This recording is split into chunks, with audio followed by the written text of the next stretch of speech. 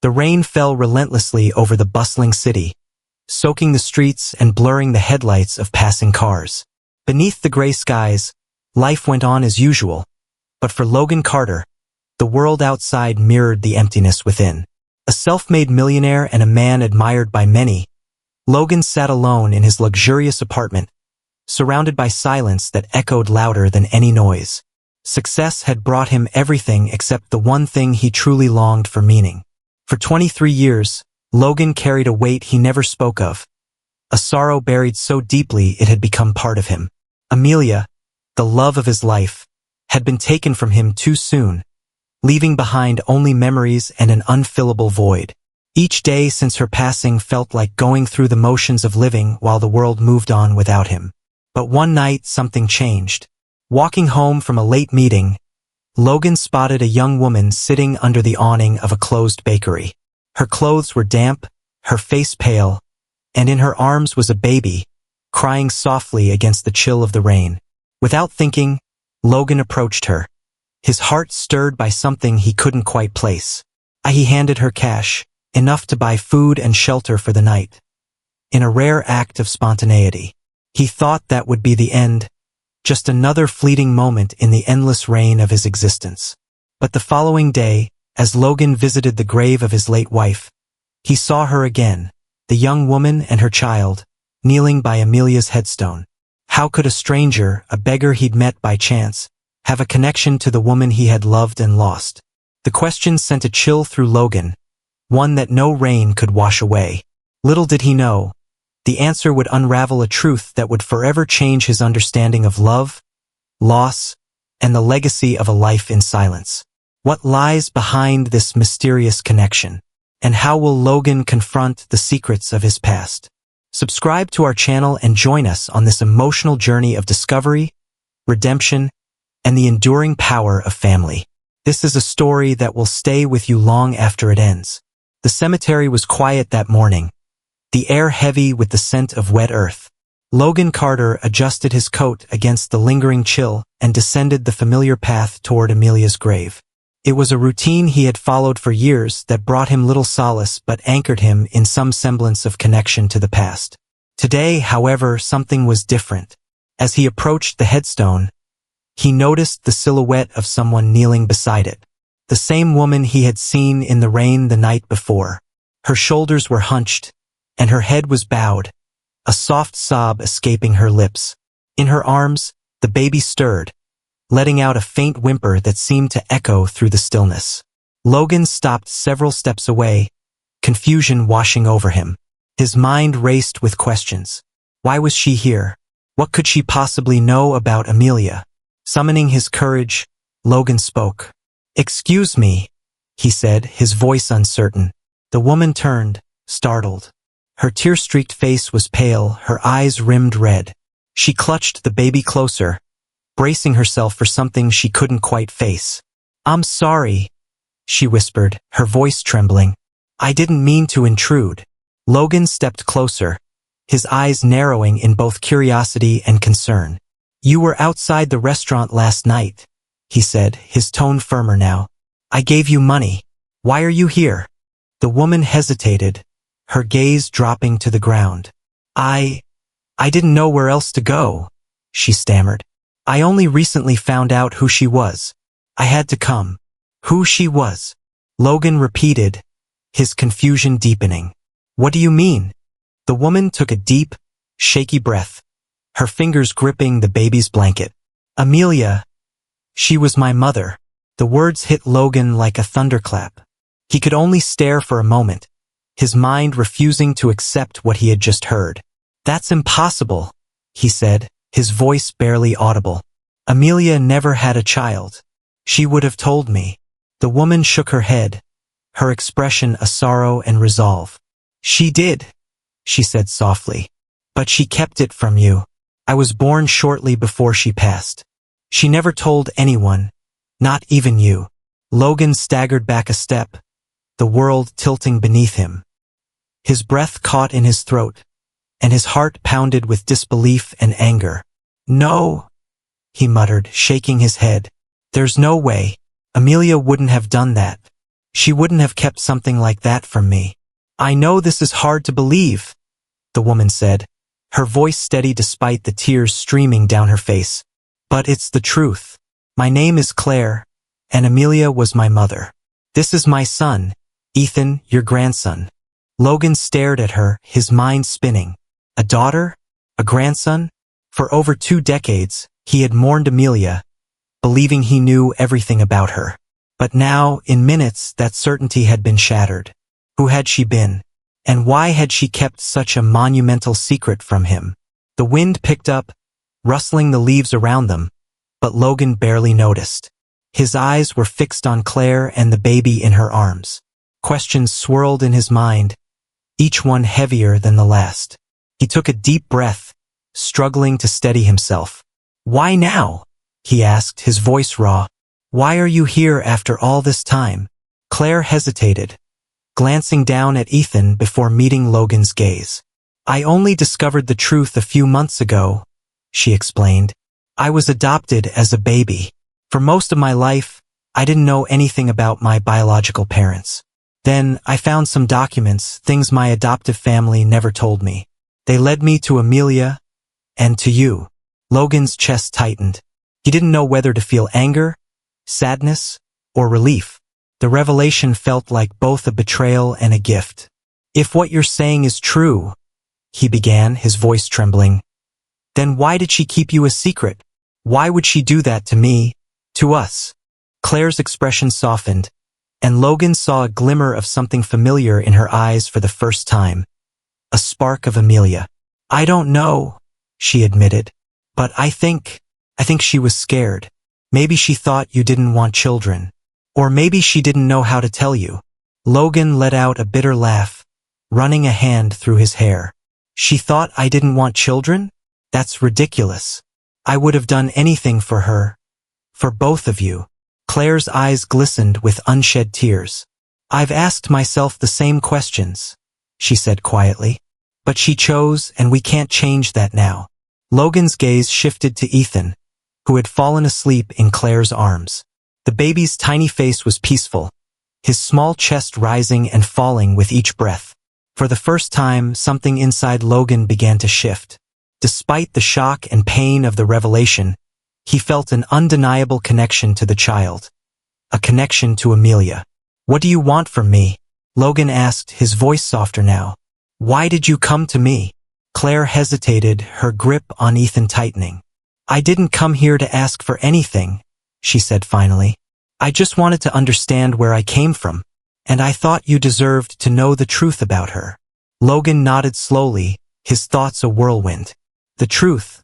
Something he had spent years seeking but had never expected to find in this way. As he looked at Claire and Ethan, he realized that his life, so meticulously constructed and carefully maintained, had just been irreversibly changed. I don't know what happens next, he said, his voice trembling. But if your words are true, I want to be part of your life. Both of your lives. Claire's eyes widened, a flicker of hope breaking through the uncertainty. You mean that? She asked, her voice barely above a whisper. I do, Logan replied, the weight of his words settling in his chest. I've already lost so much time. I don't want to lose any more. As the two stood in the quiet cemetery, the rain began to fall again, soft and steady. For Logan, it felt less like an ending and more like a beginning. A chance to build something new from the pieces of a past he was only just beginning to understand. Logan stood before his phone the following day, debating whether to call Claire. He had her number. She'd written it down on a slip of paper before leaving the cemetery, but reaching out felt daunting. What could he even say? That he believed her? That he wanted to be part of her life? Would she even want that after everything Amelia had kept from both of them? Before he could overthink it any further, Logan dialed the number. The phone rang twice before Claire answered. Hello. Her voice was cautious but steady. Claire, it's Logan, he began, his voice betraying his nervousness. I've been thinking about everything and want to talk, if you're open to it. There was a pause on the other end, long enough for Logan to wonder if she would hang up. Then she replied, her tone softening. I'd like that too. They agreed to meet at a small cafe later that afternoon. Logan arrived early, the journal's weight still fresh in his mind. He rehearsed what he wanted to say, but the moment Claire walked in, carrying Ethan in her arms, his carefully planned words evaporated. "Thank you for meeting me," Logan said as she sat across from him. Ethan was bundled in a soft blanket, his tiny eyes darting around the room with curiosity. Logan found himself unable to look away from the child, his grandson.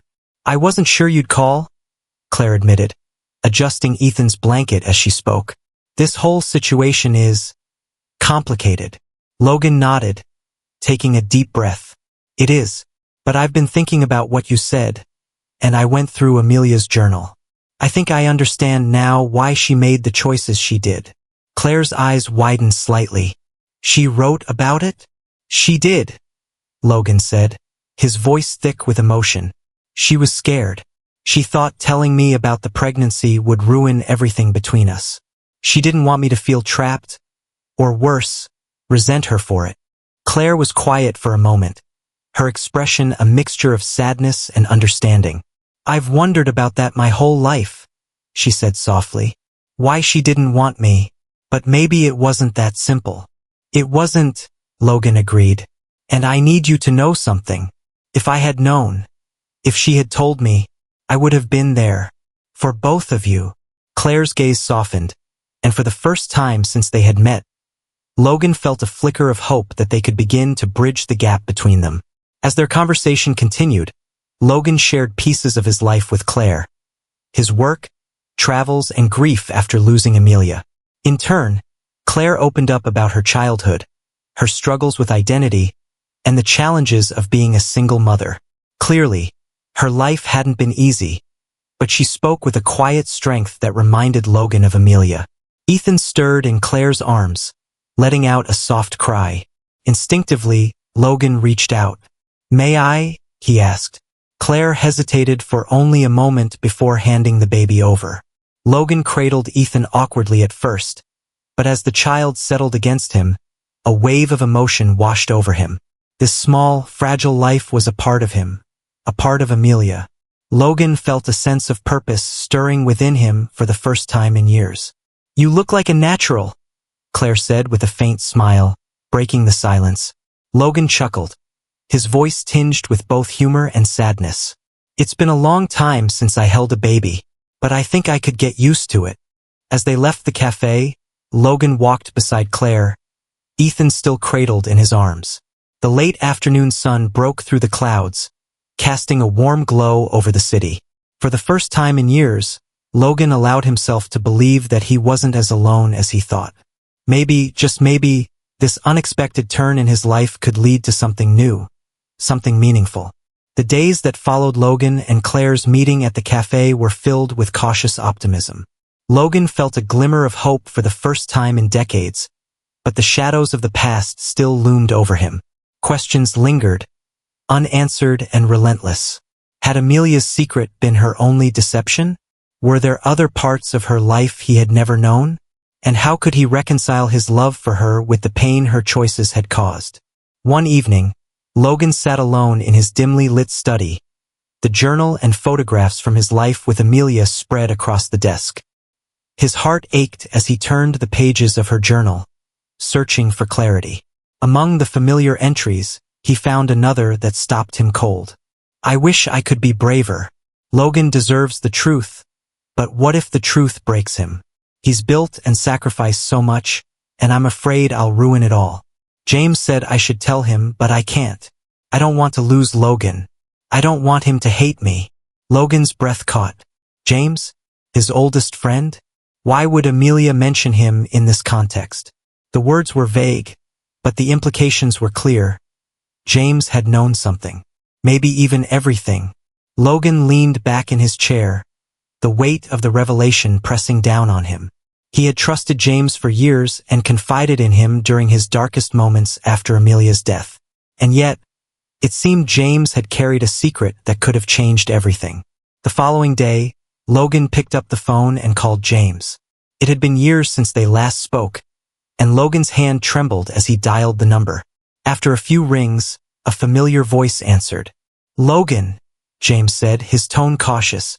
It's been a long time. It has, Logan replied, his voice tight. But we need to talk. About Amelia. There was a pause on the other end, followed by a heavy sigh. I was wondering when this call would come. That afternoon, Logan met James in a quiet park, far from the city's noise. James looked older, wearier than Logan remembered, but his eyes still carried the sharpness of a man who had lived a life of confidence and control. They exchanged pleasantries, but the tension between them was palpable. Why didn't you tell me? Logan asked, his voice firm but controlled. You knew about Claire, about Amelia's pregnancy. Why didn't you say anything? James ran a hand through his graying hair, his expression conflicted. Because it wasn't my place, he admitted. Amelia confided in me and begged me not to say anything. She was scared, Logan. Scared of what it would do to you, to your marriage. Logan's chest tightened. So you kept quiet? You let me live all these years believing I knew everything about her while you held on to the truth. I thought I was protecting you, James said, his voice rising. Amelia made her choice and I respected it. I didn't want to betray her trust. But you betrayed mine, Logan shot back, his anger bubbling to the surface. You were supposed to be my friend, James. You had no right to keep this from me. James looked away, his shoulders slumping. You're right, he said quietly. I should have told you, but I thought I was doing what was best. And honestly, Logan, I didn't think you'd ever find out. Logan stared at him, the anger in his chest battling with a deep, aching sadness. Well, I have. And now I must live with the fact that the two people I trusted most kept something like this from me. James sighed. For what it's worth, I'm sorry. I know that doesn't change anything, but I am. Logan nodded, his jaw clenched. It doesn't, he said, his voice cold.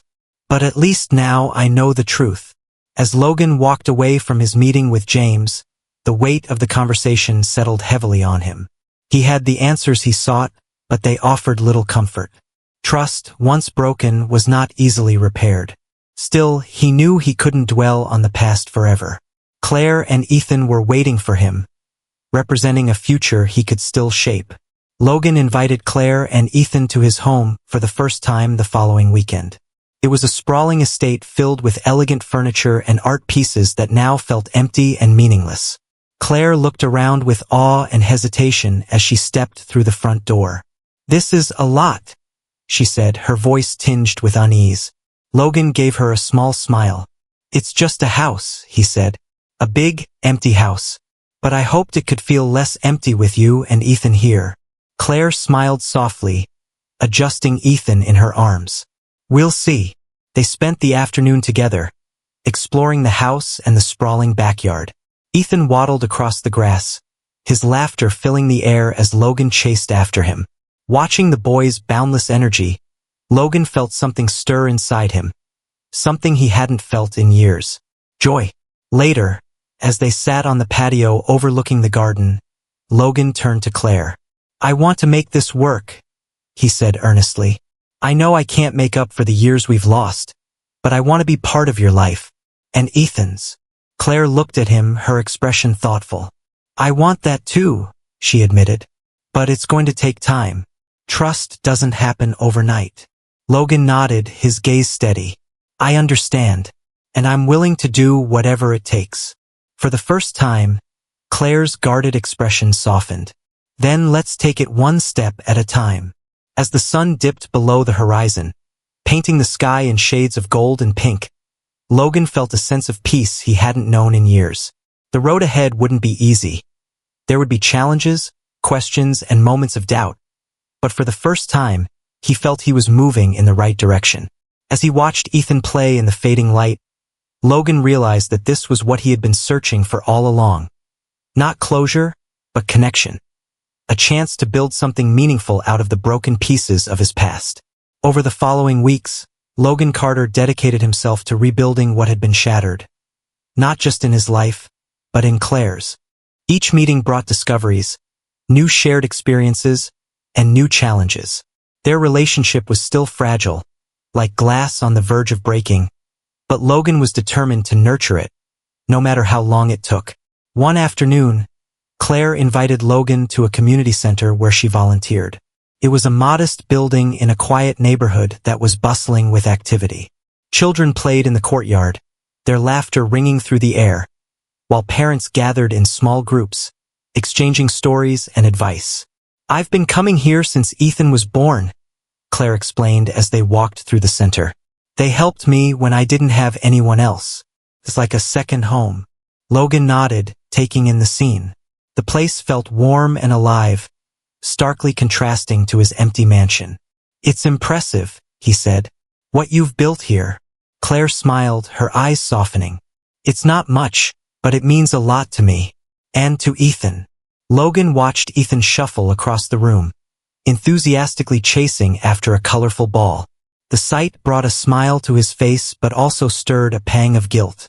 He had missed so much: Ethan's first steps, his first words, the small, everyday moments that formed the foundation of a relationship. "Claire," Logan began, his voice hesitant, "I want to help, not just with you and Ethan but with this place. It's clear how much it means to you." Claire looked at him, her expression unreadable. "You don't have to do that," she said. "We're managing just fine." "I know," Logan replied, "but I want to.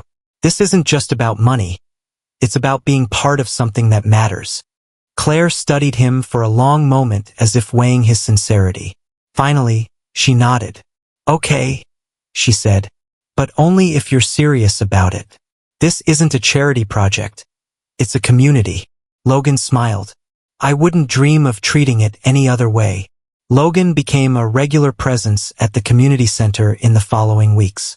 At first, the other volunteers were wary of him, his tailored suits and polished demeanor setting him apart. But they saw a different side of him over time. A man willing to roll up his sleeves, whether painting walls or organizing donations. For Logan, the work was transformative. It gave him a sense of purpose he hadn't felt in years, a reason to get up in the morning beyond the endless cycle of board meetings and profit margins. And it brought him closer to Claire. They worked side by side, sharing laughter and stories, and their bond grew stronger daily. One evening, as they locked up the center, Logan turned to Claire. "You've built something incredible here," he said. "I'm proud of you." Claire's cheeks flushed, and she looked away, embarrassed by the praise. "It's not just me," she said.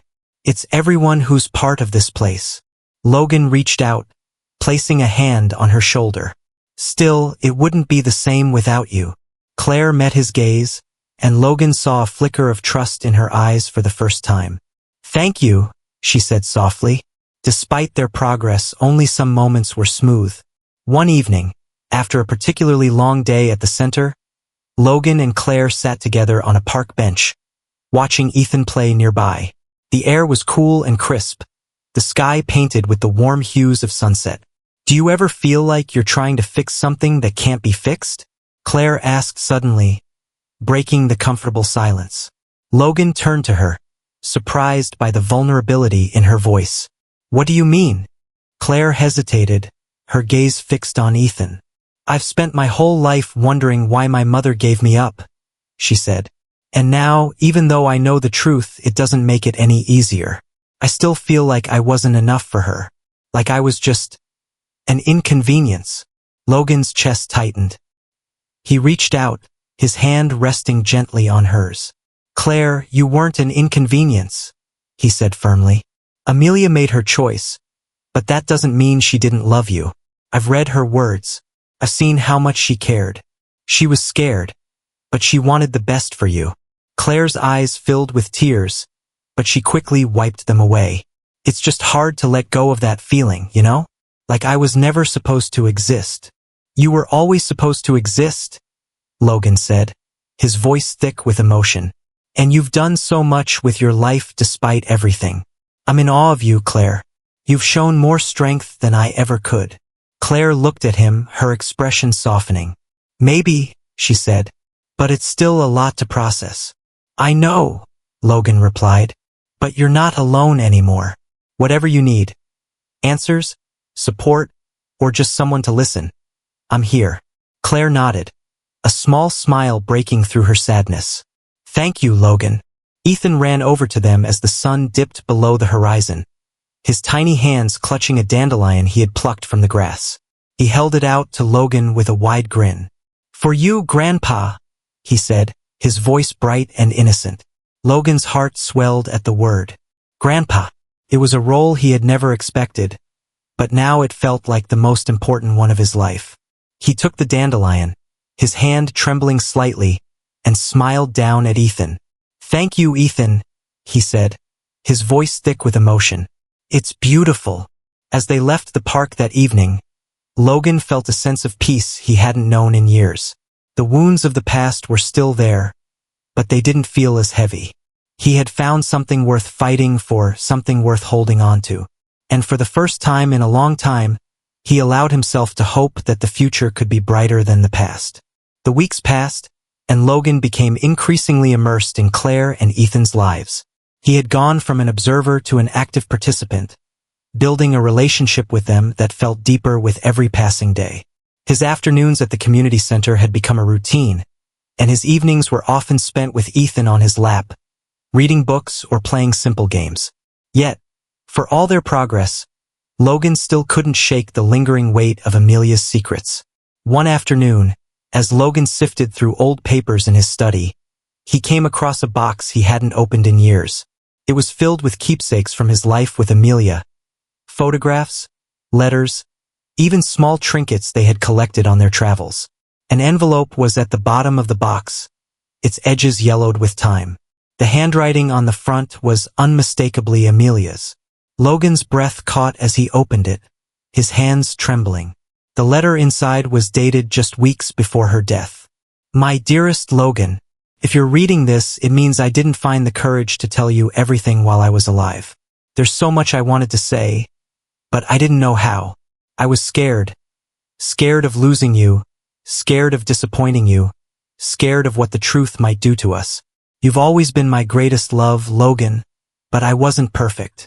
I made mistakes and choices I thought were right at the time, but now, they seem like they were made out of fear.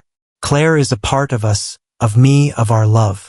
I kept her from you because I thought I was protecting you. But as I write this, I realize that keeping her a secret wasn't fair to you or her. I hope one day you'll forgive me, and I hope you'll find her. Because even though I can't be there, I know you'll love her how I always wanted to. You have the biggest heart of anyone I've ever known, Logan. Don't let my mistakes keep you from giving it to her and to the family you still have. With all my love, always, Amelia. The letter blurred as Logan's eyes filled with tears. Amelia's words were both an apology and a plea that hit him with the force of years lost to silence. She had been terrified, but she had also loved him deeply. In her final moments, she wanted him to find the connection he had now shared with Claire and Ethan. That evening, Logan invited Claire and Ethan to dinner at his home. He prepared a simple meal, something Amelia had once taught him, and set the table with an attention to detail he hadn't displayed in years. When Claire arrived, holding Ethan's tiny hand, Logan felt a warmth he couldn't describe. This looks amazing, Claire said as she surveyed the table. I didn't know you could cook. Logan chuckled. I had a good teacher, he said. Amelia loved to cook. She used to say it was her way of showing love. As they ate, Logan shared stories about Amelia, stories he had never shared with anyone before. Claire listened intently, her eyes softening with each memory. The air felt lighter when they finished dessert, like years of unspoken tension had finally dissipated. After Claire had put Ethan to bed in one of the guest rooms, she joined Logan in the living room. He handed her Amelia's letter, his hands trembling slightly. I found this today, he said. I think you should read it. Claire took the letter, her expression wary. As she read, tears welled in her eyes, and her hands were shaking by the time she finished. She did love you, she said softly. And me. Logan nodded, his voice thick with emotion. She made mistakes, but her love was real. For both of us. Claire folded the letter carefully, her fingers lingering on the paper. I've spent my whole life wondering if I mattered to her. Suppose I was just an accident she regretted. But this changes everything. Logan reached out, his hand covering hers. You mattered to her, Claire. And you matter to me. I want to make up for the years we lost. I can't replace the missed time, but I want to be here for you and Ethan. Always. Claire looked at him, her eyes filled with gratitude and hope. I want that too. Over the next few months, the bond between Logan, Claire, and Ethan grew stronger. Logan became an integral part of their lives, not just as a grandfather to Ethan but as a father figure to Claire. The community center also flourished with Logan's support, becoming a beacon of hope for needy families. Yet, there were still moments of struggle. Claire had spent years building walls around her heart, and while Logan's presence was welcome, it also stirred old insecurities. As they worked late at the center one evening, Claire finally voiced her fears. I'm scared, Logan, she admitted, her voice barely above a whisper. What if this doesn't last? What if something happens and we lose everything again? Logan set down the stack of papers he had been sorting and turned to her, his expression earnest. Claire, I can't promise that everything will be perfect. Life doesn't work that way. But I can promise you this. I'm not going anywhere. I've spent too many years running from the past. Now I'm here and I'm staying. Claire nodded, her eyes glistening. I want to believe that. You don't have to believe it all at once, Logan said gently. We'll take it one day at a time. As the year ended, Logan hosted a holiday celebration at his home, inviting volunteers from the community center, families who had benefited from its programs, and, of course, Claire and Ethan. Once a symbol of isolation, the house is bustled with laughter and warmth. As Logan watched Ethan tear open a brightly wrapped gift that night, Claire approached him. You've given us more than I ever thought possible, she said quietly. I hope you know that. Logan smiled, his heart full. You've given me more than I ever thought I deserved, he replied. Logan felt a sense of peace, not just with Claire and Ethan but with himself for the first time. The past would always hold its scars, but it no longer defined him. In its place was a new legacy built on love, resilience, and the courage to face the truth. As Ethan climbed into his lap, laughing and clutching his new toy, Logan realized that this moment of connection and joy was all he had ever truly needed. With each passing month, Logan, Claire, and Ethan became more than just family. They became a team. Logan's involvement in the community center deepened as he used his wealth and business acumen to expand its programs, while Claire worked tirelessly to keep the operations running smoothly. Together, they created initiatives that provided education, job training, and childcare for struggling families. One spring morning, as Logan and Claire stood outside the newly renovated center, watching children play in the courtyard, Claire turned to him with a rare smile. You've done so much for this place, she said. For me and Ethan. I don't even know how to thank you. You don't have to thank me, Logan replied. I'm the one who owes you. You and Ethan have given me something I didn't think I'd ever have again. A family. Claire hesitated, her smile fading slightly. I want this to work, Logan. I do. But sometimes, I can't help wondering, what if it all falls apart? What if I can't live up to your expectations? Logan turned to her, his expression soft but firm. Claire, this isn't about expectations. It's about us, about making the most of our time now. We've both made mistakes and we've both had our share of pain. But that's what makes this worth fighting for. We're not perfect, but we're real. And that's all that matters. Claire nodded, her eyes glistening. I'll try. For Ethan. For you. And for myself. That's all I could ever ask, Logan said. Logan's relationship with Ethan also blossomed. The boy's curiosity and boundless energy brought life into Logan's once empty home. They spent afternoons building model airplanes, exploring the garden, and reading bedtime stories. Ethan, in turn, adored his grandfather, often running to him with wide eyes and a discovery to share. One day, as they walked through the park, Ethan tugged at Logan's hand. Grandpa, he said, looking up with a severe expression. Will you always be here? Logan knelt, meeting Ethan's gaze. As long as I can, buddy, he said, his voice steady. And even when I'm not, You'll always have me here. He tapped Ethan's chest gently, over his heart. Ethan grinned, his tiny arms wrapping around Logan's neck. I love you, Grandpa. Logan hugged him tightly, his chest swelling with any bittersweet emotion. I love you too, Ethan. For Logan, these moments were more than just memories. They were healing. They reminded him that, despite the pain of the past, the future still held promise. Though Logan had found a new sense of purpose, the specter of the past still lingered. Amelia's choices, James's betrayal, and the years he had spent alone were wounds that hadn't fully healed. Determined to face them, Logan arranged a meeting with James. They met at a quiet cafe, the atmosphere tense but civil. James looked older, more frail than the man Logan remembered, and his guilt was evident in his weary eyes. I've been thinking about what you said. Logan began, his tone measured. About Amelia, about Claire. And I've realized something. James leaned forward slightly, his expression wary. What's that? I've been angry, Logan admitted. Angry at you, at Amelia, even at myself. But holding on to that anger isn't helping anyone. I can't change what happened, and neither can you. But I can choose to move forward. James nodded slowly, his shoulders relaxing. I never wanted to hurt you, Logan, and I know I can't undo the past. But if there's anything I can do now, anything at all, I will. Logan sighed, his gaze steady. What you can do is live with the choices you made and be better.